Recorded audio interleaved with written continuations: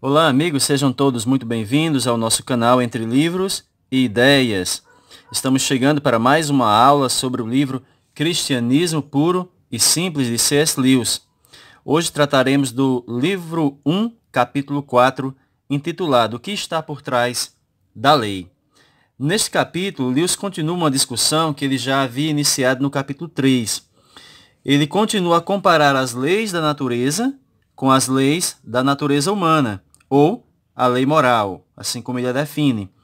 E ele vai mostrando que há uma diferença fundamental entre essas duas leis, conforme também foi argumentado no vídeo anterior, que eu recomendo que você volte para assisti-lo, para que eu não precise explicar tudo novamente aqui. Mas ele vai continuar dentro dessa argumentação. E ele começa nos chamando a atenção para duas formas de explicar o mundo e o universo, duas cosmovisões que podem ser propostas. A primeira delas pressupõe um universo eterno e sem propósito.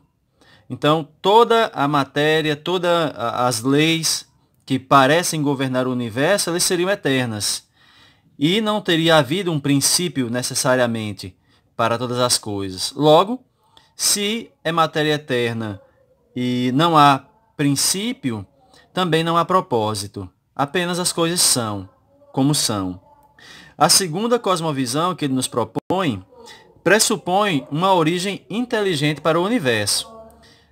Neste caso, se essa origem do universo é inteligente, ou seja, há um criador, um projetador, logo deve haver um propósito por trás de todas as coisas. Então, a sustentação de cada uma dessas cosmovisões, a primeira, uma visão materialista e naturalista do mundo, a segunda, uma visão que pressupõe um criador, um organizador, uma origem inteligente, a sustentação de ambas ou não depende da demonstração ou da não demonstração da existência de um propósito presente no universo. Então, como esse problema poderia ser resolvido? Como nós poderíamos chegar à conclusão de que há um propósito ou não em todas as coisas no universo? No que diz respeito às leis da natureza, elas podem realmente não existir enquanto leis transcendentes que governam as coisas, independente das coisas. Pode ser simplesmente o comportamento das coisas, o que elas sempre fazem. Como nos vídeos anteriores, chamamos a atenção para o exemplo da pedra. Se a pedra cai, necessariamente ela cai porque há uma lei que a determina cair? Há alguma coisa internamente na natureza da pedra que faz com que ela caia? Ou simplesmente é o que a pedra sempre faz? Simplesmente não há como saber se na natureza íntima da pedra isso existe, porque nós não podemos conhecer a natureza íntima da pedra.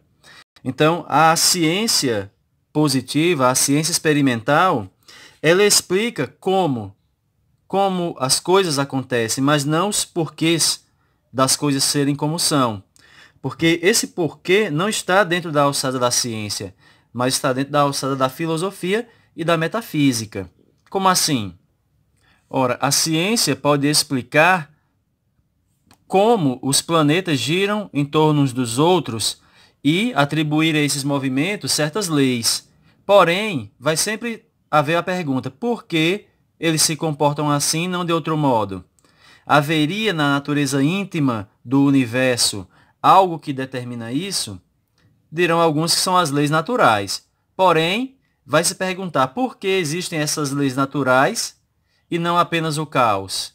De onde vieram essas leis naturais? Então, você vai argumentando e perguntando ao infinito, na verdade. Então, a ciência, ela não pode responder todas as coisas. Há algumas coisas ela não penetra, porque o seu método simplesmente se baseia naquilo que é observável e não na busca de leis transcendentes, como faz a filosofia e também a teologia.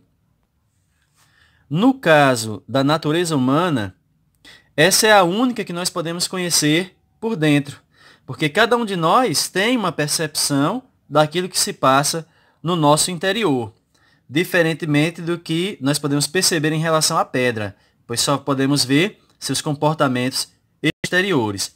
Nós não. Conhecemos a natureza humana por dentro. E ao olhar para essa natureza humana, nós percebemos que há, sim, uma lei que governa os nossos julgamentos.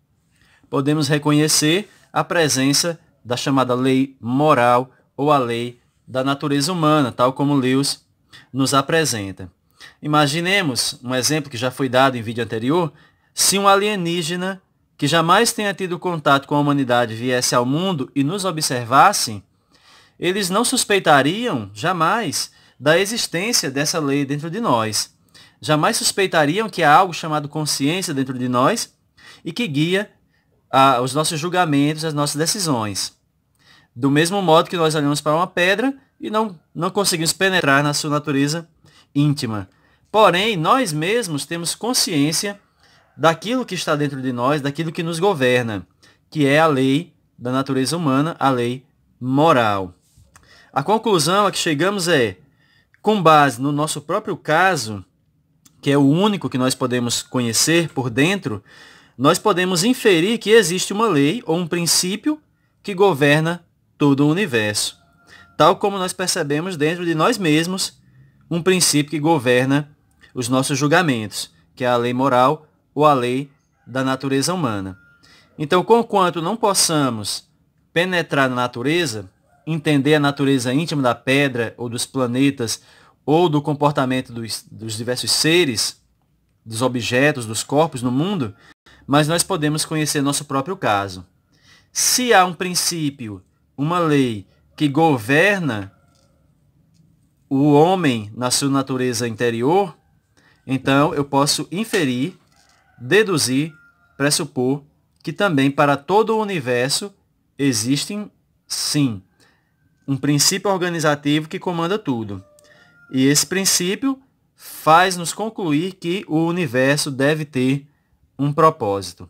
Ele não existe simplesmente como um acidente, mas ele deve ter sido estabelecido e é sustentado a fim de que cumpra um determinado propósito, assim como o ser humano também tem o seu propósito na existência. Então nós chegamos ao final dessa aula, capítulo 4. No próximo continuaremos a discussão a partir do capítulo 5º. Se você gostou dessa aula, se inscreva no canal, compartilhe também para que o canal possa crescer e nós possamos difundir conhecimento. Muito obrigado, até o nosso próximo Entre Livros e Ideias.